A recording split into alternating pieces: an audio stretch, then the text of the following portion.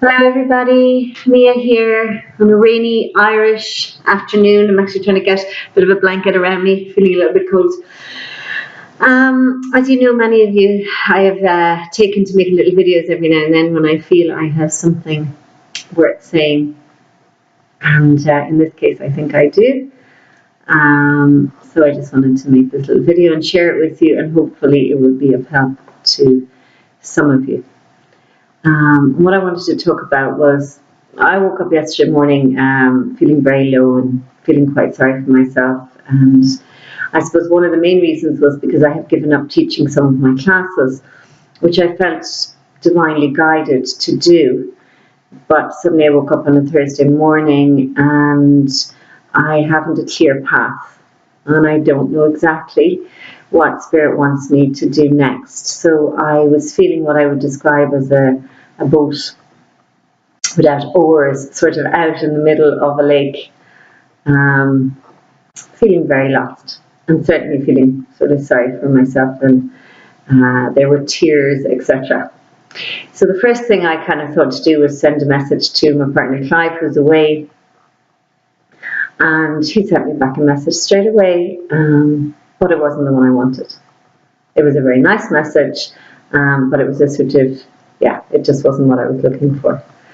And I didn't want to pray. I was kind of not I was really wanting to stay in that place of fear, and I was sort of anxious and caught up in the turmoil of the ego. But anyway, I did find myself not getting down on my knees, and certainly not praying in the usual manner, which is a very kind of sweet manner that I connect in with the divine. But I sort of went, God, God, God, God, God, God, God. And that was it. And then I sort of, I had an inkling to send a message to a friend of mine, beautiful friend of mine who I believe to be very awake and enlightened. And I sent her a message about being this boat without oars and feeling lost and not knowing what my next step is, and could I stay at home for a while, and etc., etc. And then I kind of thought, maybe, meant to say, amid all this, I'm also feeling sorry for myself because I've decided I have no friends, which really is that there was no people available at that moment, or that I wasn't able to actually pick up the phone and ring anybody. But it translated in my ego mind, no friends. So, feeling really sad. Anyway, send my message off to my friend who's abroad, and the next thing I decided to do, having made a decision not to do my 40-day program, I'm doing this amazing program with a teacher called Lisa Natoli. I decided I wasn't going to do that until the afternoon. However, something inspired me to click on. I kind of thought, okay, I'll just take a quick look. So I took a look, and of course the first thing beautiful Lisa starts talking about is a belief in separation. A belief that we're separate, a belief that God or the divine or Holy Spirit has not got our back. And of course that's exactly where I was. I was in a place of mistrust. And so I listened to her lesson, and it became quite clear, I'm in a place of separation. But I was still staying there. It's funny, I didn't leap immediately into a place of trust. So I finished, watched her clip, and as I say, the teaching was really great, but I didn't take it on. I needed more. So I went to YouTube. Again, divinely led to YouTube. And I went on to Marianne Williamson, one of my favorite teachers. And the first thing that came up was how to place your future in the hands of God. And I was I was so moved, because this was exactly what I needed to do. I just needed to actually say the words here, please take this. And so I watched Marianne Williamson. I didn't even get to watch the full thing, but I really started to feel, okay, I can surrender. I can place everything in the hands of God. And I don't even know there and then did I actually do that. I just listened to her and I kind of got it. And just like I'd listened to Lisa, and I sort of got it.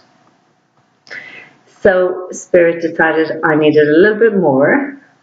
And I got a phone call from a beautiful friend, Yvonne, who said she happened to be she was going to be passing through Killaloe, which is near where I live.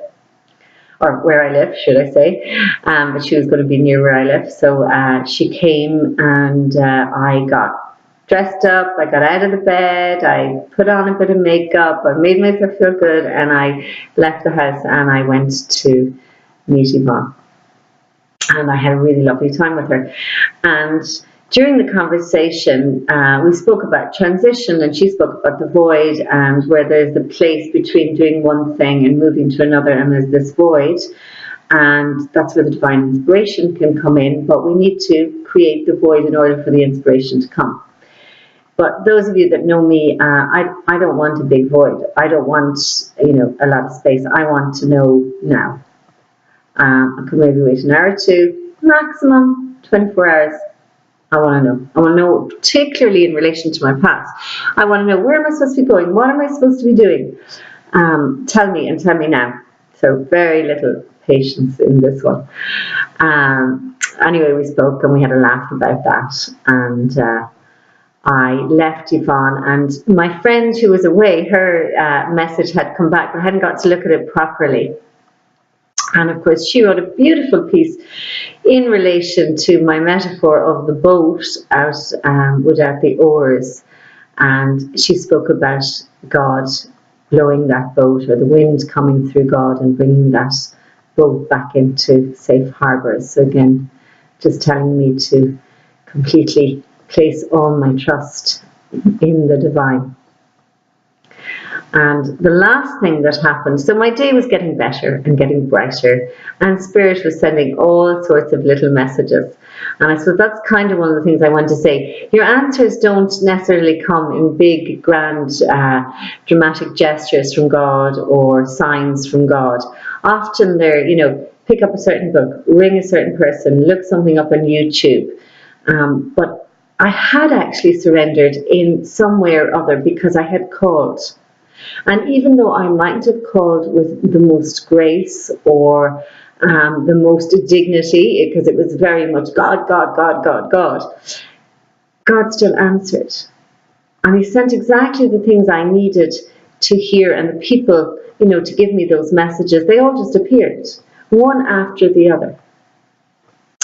And then the next thing that happened, I suppose, was just in case that you haven't heard me, I got into my car in the evening to drive to go to a yoga class in the evening, and Clive has made me a beautiful CD of his own songs. He's made me many, but I had this particular one in the car. And because I was missing him, I said, I'm going to put in his CD and I'm going to listen to his songs.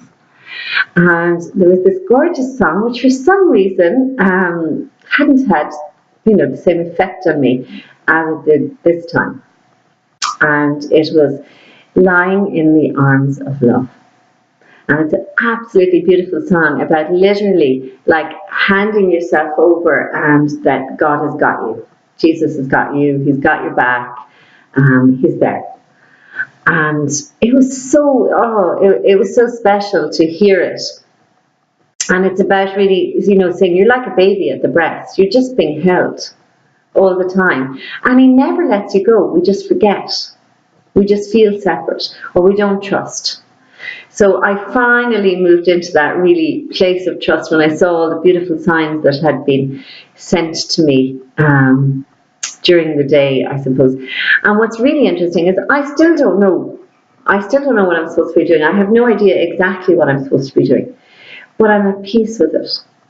And I've gone, as Olivia said, I'm gone out of the harbour, or out of being in the middle of the lake, and I'm gone into the harbour, into the safe waters. And I do feel safe, and I do feel okay, and I do think it's okay not to know. So literally, I suppose what I'm suggesting is that every morning you surrender your day, or in a moment you surrender that moment. And we really, really don't know what's coming next. When I say the future could be the next 10 minutes. We've no idea. When we walk out our front door, we don't know what's going to happen. So it's literally handing over your day in the morning, and it's Thy will, not mine, be done. Thy will, not mine, be done. Because divine intelligence knows exactly what you need. Exactly what you need. Your ego hasn't a feckin' clue. So I strongly suggest handing over, surrendering your day. And even if it's an exasperated call out to God, I guarantee you'll be answered. You just have to listen.